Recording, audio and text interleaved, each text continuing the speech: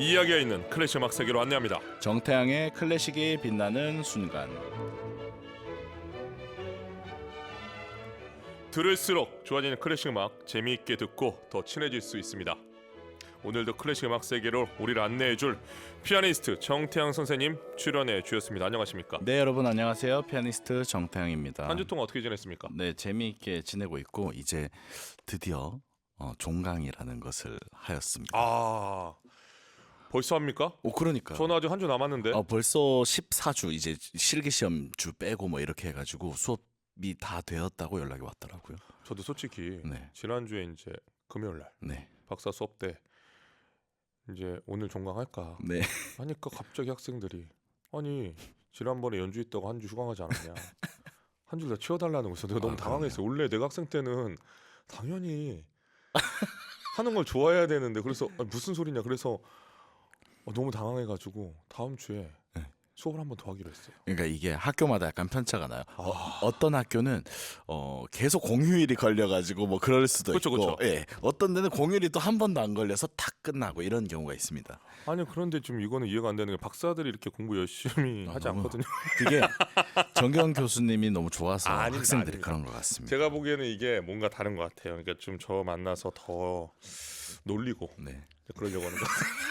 여하튼 종강을 벌써 하셨던 굉장히 네네. 부러운데요. 저희 학생들도 정말 악착같이 저에게 선생님 12주 하셨습니다. 13주 하셨습니다. 이제 세상이 바뀌었어요. 계속 이렇게 인식을 시켜주고 있습니다. 제가 학교 다닐 때는 한 학기에 7, 8번 받아도 감히 교수님께 말씀 못 드렸거든요. 어디 감히. 근데 요즘에는 다 셉니다. 카운팅.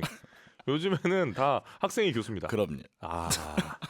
자, 하지만 종강을 했어도 제가 알기로 태양쌤 이것저것 하고 또 있어요. 추계예술대학교 가서 맞아요. 오페라 라보임 하는 거 제가 이미 외부에서 들었습니다. 어떻게 또 그렇게 들으셨어요? 다 들었죠. 세상에. 예, 제가 착각을 하고 조반이 하지 않냐고 하니까 누군가가 저에게, 제가 좀 오페라 하면서 너 요즘에 의도치 않게 성악가들 만나게 되니까 소문이 났군요. 소문이 났습니다. 제가 이제 가을에 예. 이제 추계예술대학교 학생들과 예. 오페라 라보엠도 준비하기 위해서 또 지도를 장기간 할 예정이고요. 저는 오페라 할 때 우리 태양 선생님의 포지션, 네. 오페라 코치가 정말 중요하다고 생각합니다. 그럼 학생들한테는 더더욱 그렇죠. 제가 옛날에 보엠 네. 대학원생 때 할 때 네. 오페라 코치 네. 정미애 선생님. 네. 정말 많이 혼났습니다. 한음 낼 때마다 정말 덜덜 떨면서 냈습니다. 저는 이제 작년에도 한국예술종합학교에서 학생들과 오페라 했었는데 네. 저는 이제 혼내지는 않는 편인 것 같아요. 그렇습니까? 제가 하나에서 이런 분이 더 무섭습니다. 차라리 얘기하는 게 낫습니다. 얘기하지 않고 해봐, 그래, 열심히 해, 이러면 더 짜증납니다. 차라리 내가 뭐가 문제 있는지 말을 해줘야. 보여드리면 참 재밌을 것 같아요. 청취자 여러분들께 한번 음악가들의 그런 리허설 수업을 보여드리고 나중에 싶어요. 저희가 한번 이것도 그러니까요. 테마로 삼아도 괜찮을 것 교육적인 같아요. 차원에서. 교육적인 차원에서 얼마나 코치가 무서운지에 대해서. 자, 오늘로 돌아오겠습니다. 오늘 소개해 주실 곡 어떤 곡입니까? 네, 오늘은 프랑스의 작곡가죠. 장 필립 라모의 두 곡을 준비했습니다. 키클롭스와 암탉입니다. 수탉은 없나요? 오늘의 곡 제목은 암탉입니다. 알겠습니다. 자, 두 곡을 소개해 주시는 건 처음인 것 같은데 이 곡을 가져오신 이유 있습니까? 일단은 한 곡만 들려드리기에는 아쉬운 면이 있고요. 그리고 길이가 조금 짧은 측면도 있습니다. 그런데 이 키클롭스와 암탉 이 두 곡이 라모라는 작곡가의 대표적인 곡이면서 분위기와 주제 그리고 접근 방식이 전혀 다릅니다. 그런데 이 라모라는 사람이 리듬을 통해서 어떤 이미지를 만들어내는 작곡가라는 점에서 작곡가의 정체성을 명확하게 보여주는 작품이라는 공통점이 있습니다. 그렇군요. 장 필리프 라모, 언제 활동했던 작곡가입니까? 네, 여러분. 라모는 바로크 시대의 프랑스 작곡가입니다. 우리가 바로크 하면 뭔가 이탈리아가 익숙한 것 같은데 18세기 프랑스를 대표하는 작곡가이면서 음악 이론가였고요. 오늘날에는 그의 하프시코드 음악들이 잘 알려져 있습니다. 생전에 음악 이론서를 집필하여서 명성을 떨쳤다고도 합니다. 바로크 시대라. 그럼 장 필리프 라모는 언제 태어났죠? 라모가 1683년에 프랑스의 디종이라는 지역에서 태어났습니다. 네. 지금도 음악 페스티벌이 크게 열리고 있는 지역인데요. 라모가 말보다 음악을 먼저 배운 아이였다고 해요. 그래서 글을 읽기도 전에 하프시코드를 연주했고 오히려 말이 어눌해서 평생 조리 있게 대화하는데 어려움이 있었다고 합니다. 그리고 글을 읽고 쓰는데도 힘들었고요. 글씨도 엉망이었다고 합니다. 한 번은 글씨를 너무 못 써서 실연을 당하기도 했는데요. 라모가 17살 때 젊은 어떤 미망인과 사랑에 빠졌다고 합니다. 그런데 연인에게 쓴 편지가 글씨도 엉망이고 철자까지 틀려서 이별 통보를 받았을 정도입니다. 그래서 이런 문제들 때문에 일상생활에서 어려움을 겪었고요. 그런데 음악 안에서는 분명하고 자유롭고 그리고 정교하면서 감정이 아주 풍부했다고 합니다. 이게 제가 보니까 네. 능력이 뛰어나고 공부를 잘하시는 분들 중에 글씨를 예상외로 못 쓰는 분들이 많아요. 그렇군요. 대표적인 예로 네. 저와 제 동생을 볼 수가 있는데 네. 제 동생 공부를 정말 잘했고 네. 저는 정말 못했거든요. 저는 정말 글씨를 잘 씁니다. 왜냐? 연애 편지를 써야 하기 때문에 네. 최선을 다해 쓰거든요. 네. 근데 공부 잘하는 제 동생은 정말 지금 봐도 일단 코어가 휘어 있어요. 뭔가 자음들이 다 휘어 있어요. 이게 예. 필기를 너무 많이 하셔야 돼서 빨리 쓰는 습관이 있어서 그러셨던 거 아닐까요? 저 그래 지금도 뭐라고 합니다. 아니 너는 병원장인데 결제할 때 멋있게 글씨 이게 뭐냐. 지금 왠지 방송을 듣고 있을 것 같은데 미안합니다. 저는 어릴 때 그 펜글씨 교재 있잖아요. 아, 그걸 엄청 이게 어머니께서 시키셨어요. 와, 그래서 몇 권을 썼던 것 같은데요. 되게 중요한 교육이에요. 그 지금도 저는 글씨는 잘 쓰는 편이에요. 아 그렇군요. 그런데 우리 라모가 라모는 못 썼습니다. 예 정말 라모가 글씨를 못 써서 이게 이렇게 됐다고 하니까 참 우픈 이야기입니다. 야 근데 참 재밌어요. 이 라모의 연도를 제가 순식간에 계산해 보니까 네. 정확히 342년에서 3년 전 사람이네요. 와, 엄청 오래죠. 350년 가까이 된 사람이 글씨를 그렇죠. 못 써서 차였다는 이야기를 우리가 할 수 있다는 것 자체가 정말 신기합니다. 그럼요. 자 이렇게 일상생활에서 어려움이 있었는데 음악에서만큼이 능력이 탁월했다고 하니까 또 타고난 음악가였다는 게 사실입니까? 네, 아버지의 영향을 받았던 것 같습니다. 아하. 이 라모의 아버지가 예. 프랑스 디종의 여러 교회에서 42년 동안 하프시코드 연주자로 일을 했습니다. 우리 청취자분들께서 하프시코드라는 이름이 익숙하실 거라고 생각을 하는데요. 네. 하프시코드는 이제 피아노라는 건반악기의 전신이 되는 약간 기타를 치는 듯한 소리가 나는 악기입니다. 그래서 이 라모도 아버지에게 자연스럽게 이 악기를 배웠고요. 라모도 오르간도 연주를 했다고 합니다. 그렇군요. 자 그렇다면 라모는 음악가의 길을 순조롭게 걸어온 겁니까? 누구의 반대도 없이?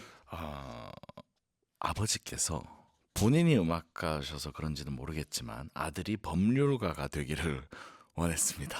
그래서 라모가 부모의 뜻을 따라서 법관이 되는 코스를 밟았는데 막상 성적도 별로 좋지 않았고 음악을 포기할 수 없었던 그 마음 때문에 안정된 삶을 뒤로 한 채 음악가의 삶을 선택했는데 결국 음악가의 길은 고난이 뒤따르는 선택이었습니다. 그렇습니까? 하지만 제가 보기엔 법률도 문제가 있습니다. 어떤가요? 라모가 글씨를 못 쓰기 때문에 이게 법률 판결을 제대로 아 그렇죠. 판결에 문제가 있을 수 있습니다. 자 다시 돌아올게요. 라모는 어디에서 어떤 활동으로 음악을 시작했습니까? 네, 18살의 라모가 음악을 직업으로 삼기로 결정을 했습니다. 네. 그리고 이탈리아로 갔는데요. 밀라노에서만 머물다가 이듬해 프랑스로 돌아오게 됩니다. 그래서 프랑스로 다시 돌아와서 프랑스 중부의 여러 도시에서 오르간을 연주했고요. 파리에서도 머물렀습니다. 그리고 1706년에는 하프시코드 모음곡 에이단조를 출판을 했고요. 이 작품이 라모가 가장 좋아했던 유명한 오르가니스트이자 하프시코드 연주자에게 많은 영향을 받았다고 합니다. 그렇군요. 라모가 연주자로도 음악 이론가로도 인정받는 과정은 어떠했습니까? 사실 오늘 말씀드리고 싶었던 것은 네. 라모라는 사람이 지금 300년을 넘어서 지금 우리에게까지 회자되고 있지만 예. 사실 한 번에 자연스럽게 또 성공적으로 음악가로 안착을 했던 사람은 아니라는 점인데요. 어허. 라모가 예전에 잠시 머물렀던 클레르몽이라는 도시로 돌아옵니다. 그리고 성당의 오르간 연주자로 일하는 계약서에 사인을 한 다음에 29년간 그곳에서 일을 했습니다. 굉장히 오랫동안 일한 거죠. 그런데 이 시기 동안에 라모는 매우 독창적이고 철저한 방법으로 화성학, 그러니까 음악에서 화음이 어떻게 구성되는지에 대한 그 기초를 연구하는 데 전념을 했습니다. 그리고 이곳에서 일한 지 한 20년쯤 됐을 때부터 라모가 음악 이론가로 인정을 받기 시작했습니다. 그리고 1701년에 음악을 하기로 마음을 먹었지만 단번에 성공하고 이름을 알린 경우는 당연히 아닌데요. 대기만성 타입이라고 할 수 있습니다. 40 무렵이 돼서야 음악 이론가로 인정을 받기 시작했고요. 그리고 인정받지 못했던 그 시간도 사실 사람들이 몰라줬을 뿐 라모 자체는 연구하고 또 생각하고 어떤 것을 쌓아갔을 거잖아요. 그래서 음악의 어떤 이론들을 끈질기게 탐구했고 나중에 이런 것들이 바탕이 돼서 라모가 대작곡가로 꽃을 피울 수 있었던 것 같습니다. 이 300년이 훌쩍 넘은 시기의 사람이기 때문에 그때 당시 평균 수명이 네, 솔직히 짧죠. 예, 지금하고 비교하면은 네. 상상도 할 정도로 짧을 것 같은데. 그런데 40의 꽃을 피기 시작했다니. 그러니까 저는 약간 대단한데요. 그러니까 오르간을 지금 29년 거의 30년간 그렇죠. 같은 장소에서 일한 거 아닙니까? 굉장히 긴 거죠. 엄청나게 성실했네요. 자, 마흔 무렵 음악 이론가로 인정을 받기 시작했다고 말씀해 주셨는데 혹시 또 무슨 이슈가 있었습니까? 이 40의 나이에 예. 음악 이론서 화성론을 발표를 했습니다. 그러니까 이 책이 단순한 어떤 작곡에 대한 지침서가 아니라 서양 음악의 구조를 물리학적으로 수학적으로 정리한 아주 획기적인 작업이었습니다. 네. 이전까지는 귀와 어떤 감각에만 의존하던 음악의 그 작곡하는 방법을 과학적으로 분석을 해내다 보니까 음악계에 센세이션을 일으켰습니다. 그래서 라모가 음악계의 뉴턴이라는 별명을 얻을 정도였고 프랑스 궁정과 지식인들 사이에서 급속도로 명성을 얻게 됩니다. 그런데 그에게 진짜 음악은 여기서부터였는데요. 스스로 이론만으로는 음악이 완성되지 않는다고 느꼈다고 합니다. 이것은 예전이나 지금이나 당연히 통용이 되는 말인 것 같은데 결국 이제 라모는 악보로 돌아가서 늦게나마 작곡가로서의 삶을 시작하게 됩니다. 그렇군요. 작곡가로서는 어떤 작품을 발표하게 됩니까? 이건 40의 음악 이론가로서 이름을 날리기 시작한 것보다 더 늦은 이야기인데요. 50살이 되어서야 첫 오페라를 무대에 올리게 됩니다. 그러니까 와. 당시 프랑스 오페라계가 그 예. 예전 시대의 유산으로 인해서 뭔가 정통성과 전통을 강조하는 분위기였는데 라모의 음악은 전혀 달랐습니다. 격렬한 리듬, 무거운 화성, 예측 불가능한 전개, 사람들이 굉장히 놀랐고요. 극찬과 혹평으로 갈라졌습니다. 누군가는 라모를 굉장히 찬양했고 누군가는 불협화음과 소란의 작곡가라고 비난을 했다고 합니다. 불협화음과 소란의 작곡가. 네, 시끄럽다는 소리잖아요. 그렇죠. 이야, 극찬이든 또 혹평이든 여튼 반응을 받아서 저는 성공했다고 생각을 하는데, 자, 어떻게 생각하십니까?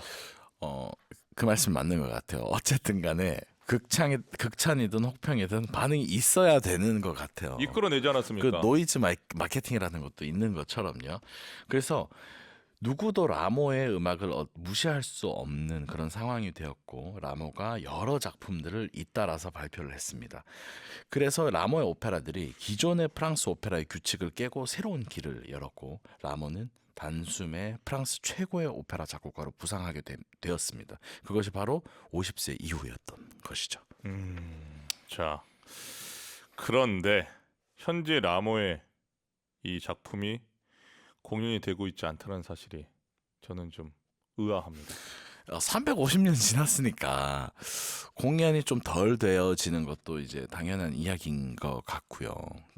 왜냐하면 우리가 청취자들께서 음악을 들으실 때 음악의 역사가 쭉 이어지면서 어떤 비중들이 있잖아요. 우리의 기호에 따라서 어떤 분들은 낭만주의를 많이 듣게 되고 어떤 분들은 뭐 근현대 음악을 많이 듣고 또 하이든이나 모차르트를 많이 들으실 수도 있고 그 비율에서 밀리지 않으셨나라는 생각이 들거든요. 그런데 이제 나중에 이따가 오늘의 음악을 들으시면 굉장히 충격적이고 현대적이다라는 느낌도 받으실 수 있을 것 같아요.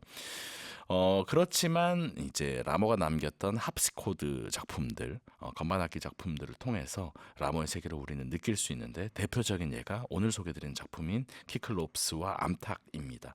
이 두 곡이 아까 전에 분위기와 주제 그리고 접근 방식이 전혀 다르다고 말씀드렸는데 들으시다 보면 라모가 격렬한 어떤 리듬과 그리고 사운드로 인해서 뭐 소음의 작곡가라는 말을 들었다고 했잖아요. 그런데 그 소음이 우리에게 얼마나 큰 카타르시스를 느끼게 해주는지 오늘 들으실 수 있을 것 같습니다. 그렇군요.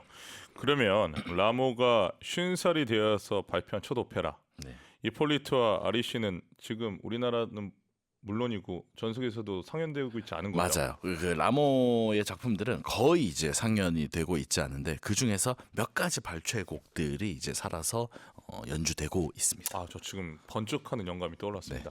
나중에 우리 정태현 선생님이 네. 국내 오페라단 단장이 되는 날 올 거 아닙니까? 아 그래요? 교수님 지금 너무 깜짝 놀라는데? 그래요? 아니, 그때 라모를 여기서 소개했으니까 네. 라모의 오페라 이폴리트와 복원하는 거죠. 아리시를 복원하는 거죠. 와 너무 아름다운 일이죠.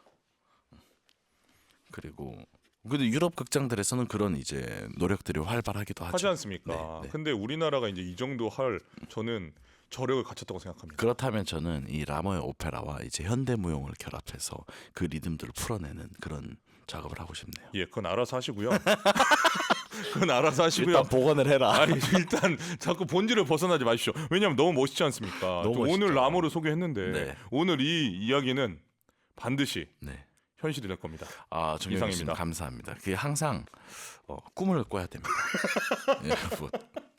정경 교수님께서 저를 처음 만났을 때 저한테 이렇게 저 대신 꿈을 꿔주시는 거잖아요. 그렇게 이야기를 해주신 것 중에 제가 진짜 이루어진 것들이 많답니다. 그렇습니까? 그렇죠. 네, 제가 몇 가지 얘기했거든요. 아, 그렇죠. 예, 그런 예. 것들이 현실이 되어서 서로 행복해하고 그러고 있습니다. 아, 아름다운 에너지입니다. 너무 좋습니다. 자, 그때 저는 꼭 참여하도록 하겠습니다. 네. 자, 라모 오페라에 아니요, 그 관객으로. 관객으로 불안합니다. 가수로 부르지 마세요. 할아버지 돼가지고 출연하셔서 노래를 해주. 자, 돌아가겠습니다. 그 오늘 주제곡 중 한 곡인 키클롭스부터 이야기를 해볼 텐데 이 작품 언제 작곡했습니까? 제목이 좀 익숙치 않으시죠? 이 키클롭스는 네. 라모의 첫 오페라가 작곡되기 한 10년 전쯤에 만들어졌는데요. 예. 이 키클롭스란 이름이 그리스 신화 속 외눈박이 거인족에서 영감을 받았다고 합니다. 그리고 난폭하고 폭력적인 어떤 괴물 캐릭터를 음악으로 형상화한 것으로 해석이 되는데요. 라모는 이 작품에서 시간과 공간을 조작된 재료로 활용하여서 이 키클롭스라는 캐릭터의 감정적인 측면과 이야기의 특징들을 표현을 했습니다. 이 곡 자체가 굉장히 빠르고 강렬하고 리듬이 피아노가 아니라 어떤 타악기를 연주하고 있는가. 여러분 예전에 우리가 표현하기로 야 피아노 좀 두드리지 마 이런 두드린다는 표현을 피아노에도 쓰신 분들이 많이 계실 거예요. 그만큼 피아노는 타악기적인 성향도 많이 가지고 있는 악기거든요. 그것을 극대화시켜서 굉장히 고속으로 움직이는 연주 기법을 사용하고 있습니다. 그렇다 보니까 굉장히 긴장되고 또 거인의 몸짓을 나타내고 있습니다. 그래서 곡이 그렇게 길지 않지만 음악 자체가 하나의 그리스 신화 속 외눈박이 거인을 형상화하는 드라마라고도 말할 수 있을 것 같아요. 키클롭스는 라모의 건반 작품 중에서도 어려운 편입니까? 굉장히 어려워요. 아하. 오늘 정말 너무 연주를 잘하시는 분의 이제 음악을 골랐는데 기교적으로 굉장히 까다롭습니다. 일단 빠르고 손이 교차되고 고도의 연주 기법이 요구됩니다. 그래서 라모 자신이 이 작품의 그 악보집 맨 앞에 4페이지에 걸친 서문을 썼습니다. 그 서문에다가 나는 이런 기술을 적용했고 이런 기술을 쓰길 바랐고 그 자신의 어떤 테크닉적인 부분에 대해서 언급했을 정도로 혁신적인 작품이라고 할 수 있습니다. 그래서 굉장히 성공을 거둔 작품이고 이 작품을 통해서 라모가 성숙한 작곡가로서 자신만의 캐릭터를 찾았음을 보여주는 이정표가 된다고 할 수 있을 것 같습니다. 들어보시면 이건 무슨 300년 전 음악인가? 지금 어떤 게임이나 어떤 영화에 나와도 충분한 음악이다라는 생각이 드실 정도로 정말로 트렌디한 음악들입니다. 몇백 년을 앞서간 천재였군요. 엄청 앞서갔다고 할 수 있을 것 같아요. 자, 함께 소개해 주실 암탉 언제 작곡했습니까? 이 암탉은 1728년에 작곡이 되었는데요. 암탉의 울음소리, 그러니까 닭이 우는 소리를 어떻게 피아노로 표현할 수 있을까라는 라모 스스로의 물음으로 시작이 되었는데요. 그렇게요. 네, 꽃기어죠. 네. 그러니까 반복해서 암탉이 모이를 쪼는 모습을 어허. 연상을 시켰고요. 네. 악보에 직접 라모가 표현을 했습니다. 그런데 여러분 아시는 것처럼 그 동물 울음소리가 나라마다 약간 표현 방식이 다 그렇죠. 다르잖아요. 다르죠. 그래서 이렇게 썼다고요. 꼬꼬꼬꼬꼬대 이렇게 썼다고 합니다. 라모가. 어제 꼬꼬는 또 비슷하게 들었나 봐요. 한국이나 프랑스나. 그러네요. 네. 그래서 이거를 악보에 직접 표기를 해서 연주자들이 이걸 보면 아, 이거 닭의 울음소리를 표현했구나라고 느낄 수 있도록 했습니다. 그래서 한마디로 암탉이라는 주제가 아까 전에 키클롭스처럼 그리스 신화나 이런 거창한 게 아니잖아요. 우리 일상생활에서 볼 수 있는 그런 소재잖아요. 그런 만큼 유쾌한 곡입니다. 그리고 이 닭의 움직임이 사실 닭이 뭐 날아서 여기서부터 저기까지 가는 어떤 동물도 아니고 그렇다 보니까 굉장히 정교한 음악으로 표현이 되어 있습니다. 그래서 이 곡은 라모의 유머와 지성 그리고 창조성이 집약된 걸작이라고 할 수 있습니다. 자, 이제 키클롭스와 암탉 두 곡을 감상해 보실 텐데요. 감상 포인트 하나 짚어주시죠. 일단 오늘 이 곡을 연주해 주실 이제 피아니스트는 그리고리 소콜로프라는 어허. 러시아 출신의 뭐 전설적인 거장이라고 할 수 있는데요. 이분도 물론 제야의 고수로 굉장히 예전부터 유명했거든요. 제야의 고수. 그러니까 메이저 음반사에서 음반을 안 내시고 굉장히 그리고 또 비행기를 타는 걸 꺼린다고 하시더라고요. 그래서 기차로 갈 수 있는 지역만 공연을 가시고 그래서 서방 세계에 많이 알려지지 않다가 지금은 이제 세계에서 가장 큰 음반사 중에 하나인 도이치 그라모폰이랑 계약을 해서 라이브 음반도 내시고 그래서 오히려 연세가 드셔서 라모처럼 더 빛을 보고 계신 연주자가 아닐까 생각하는 그런 소콜로프인데 저 개인적으로 소콜로프의 연주 스타일을 좋아하기도 하고 또 이 소콜로프가 연주하는 오늘의 작품들이 정말 경이로운 테크닉입니다. 그 연세가 굉장히 많으심에도 불구하고 이게 현실에서 가능한 정도의 테크닉인가라는 생각이 듭니다. 그래서 이 라모의 작품 잘 표현했다고 생각하고 개인적으로는 이 소콜로프가 제가 밀라노에 있을 때 저희 학교에 연주를 꼭 시즌마다 오셨어요. 몇 시즌마다요? 매 시즌마다 항상 밀라노에 오시면 저희 학교 홀에서 공연을 하셨거든요. 베르디 음악원에. 네. 오. 그런데 제가 그 몇 년 동안 항상 이분이 오실 때마다 제가 일이 있어서 못 갔어요. 학교를 성실하게 안 다녔군요. 아니요. 항상 수요일에 오셨거든요. 불량 학생이었습니까? 아닙니다. 다른 콘서트를 제가 하러 갔었어요. 아, 그러니까 그게 불량한 거 아닙니까? 아니 본인 학교에 지금 대가가 왔는데 어디 딴 데를 갑니까? 제가 학교 밀라노에서 학교 많이 안 갔습니다. 여러분 자백을 받아냈습니다. 교육 방송이라서 와. 말씀드리지만 그 출석 인정해주는 왜 그런 콘서트를 아, 제가 그렇죠. 많이 하느라 네네. 어쨌든 그랬었는데 개인적으로는 제가 유럽에서 언젠가 이 소콜로프를 꼭 이제 뵈려고 마음의 준비를 하고 있고 아쉬움이 많은 연주자라서 여러분들께 오늘 꼭 소개드리고 싶었습니다. 아니 그때 소콜로프 만나셨어야 너무 좋았겠죠. 악보에다 사인도 좀 받고 너무 아쉬워요. 오늘 그런 거 좀 보여주면서 그렇죠. 아. 여러분 좀 기다려 주시죠. 곧 다녀오겠습니다. 근데 하물며 한국에 한 번도 안 오셨어요. 오 정말로 네, 그럼 모실만한데. 그러니까 비행기 타는 걸 꺼리신다고 하더라고요. 그래서 한국 스케줄을 안 잡으세요. 러시아에 살고 계시겠죠? 지금 모르겠어요. 어느 쪽 유럽 어딘가에 살고 계시겠죠. 러시아 아니라. 제가 그 해군 군악대 있었을 때 네. 해양경찰 학대 있었을 때 네. 배를 타고 러시아 갔었습니다. 저도 그거 로망이었는데. 그렇습니까? 로망이었는데 저는 군악병이 아니라서 그래서 저 이제 이 말씀 왜 드리냐면 소콜로프 선생님 만약에 러시아에 계시면 잡아오려고요? 비행기를 못 타시면 배도 있으니까. 그렇죠. 우리의 또 좋은 클래식 기획사들이 많이 있지 않습니까? 그렇죠. 예, 또 뭐 모시면 좋은데. 뭐 정부나 혹은 네. 또 이렇게 시립예술단에서 모시면 좋으니까 참고하시라고 말씀드린 겁니다. 꼭 모셔주십시오. 자 오늘 정태양의 클래식이라는 순간에 소개한 장 필립 라모의 클라브생 소곡집 제2권 중에서 키클롭스와 새로운 클라스뱅 모음곡 제3권 중에서 암탉을 피아니스트 그리고리 소콜로프 연주로 들려드립니다. 장 필립 라모의 클라브생 소곡집 제2권 중에서 키클롭스, 새로운 클라브생 모음곡집 제3권 중에서 암탉을 피아니스트 그리고리 소콜로프 연주로 감상하셨습니다. 와, 소콜로프는 모차르트도 기가 막히게 했는데요. 모차르트 연주도 굉장히 좋아요. 실황 연주 진짜 이거를 좋습니다. 이런 식으로 표현할 수 있는 피아니스트 많지 않지 않습니까? 그리고 그분은 이제 거의 라이브 연주만 하시고 스튜디오에서 녹음을 안 하시기 때문에 라이브가 경이롭죠.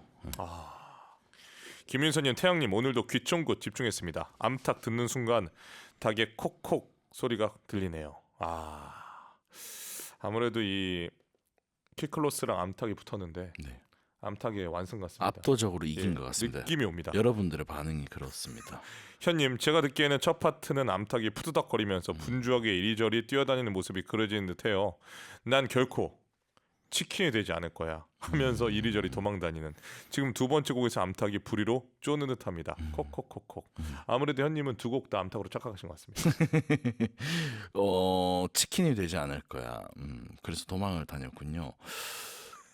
1년에 치킨 몇 마리 정도 드십니까? 한 달에 한 번 정도는 한 달에 먹지 한 번. 않을까? 12마리 정도. 예, 그렇지 않을까요? 저는 한 달에 한 10마리는 먹는 것 같습니다. 예. 자, 김희정님, 거의 30년 만에 피아노 연주를 다시 시작하면서 자연스레 클래식에 관심을 가지게 되었습니다. 많은 곡을 알게 되어서 좋습니다. 보내주셨습니다. 감사합니다. 김희정 선생님 반갑습니다. 스텔라님, 하프시코드랑 오르간의 차이는 뭘까요? 늘 궁금해서요. 일단 오르간은 바람을 불어 넣어서 그 파이프, 그러니까 관을 통해서 소리가 나도록 하는 시스템이고요. 하프시코드는요, 이렇게 줄이 있으면 그 줄을 잡고 있다가 이렇게 뜯는 형태를, 그러니까 여러분 이렇게 손끝을 이렇게 뜯는다고, 기타처럼 그렇게 생각하시면, 그런 원리로 소리가 난다고 생각하시면 됩니다. 그러면 오르간은 관으로 내는 거니까 관악기네요. 관악기적 성향이 많고, 그렇죠. 관악기, 하프시코드는 현을 뜯어서 내니까 현악기. 네, 그 성향이 많다고 할 수 있겠죠. 하지만 또 건반이라는 것이 존재하기 때문에 건반악기라는 분류에다가 우리가 통칭하고 있죠.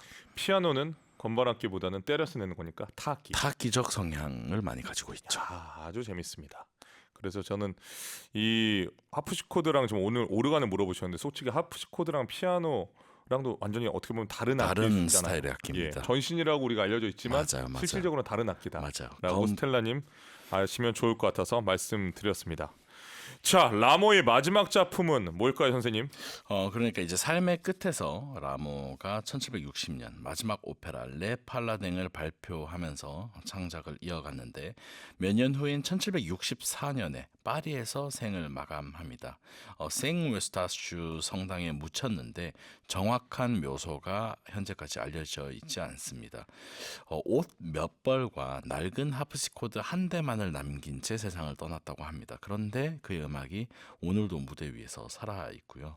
이 라모가 다시 한번 말씀드리지만 늦게 피어난 작곡가였습니다. 50세가 넘어서야 작곡가로서 이름을 알렸고, 그런데 누구보다도 깊이 생각했고 이론을 통해서 자신만의 음악 언어를 만들어냈고요. 그래서 오늘날까지 우리에게 이어지는 것 같습니다. 그래서 소리로 어떤 움직임을 그리는 것, 리듬으로 열어젖힌 어떤 상상력, 그것이 라모의 특징인 것 같습니다. 그리고 말이 어눌했던 것만큼 말보다는 음악이 먼저였던 사람이 아닐까라는 생각을 하게 됩니다. 말보다 음악이 먼저다. 네.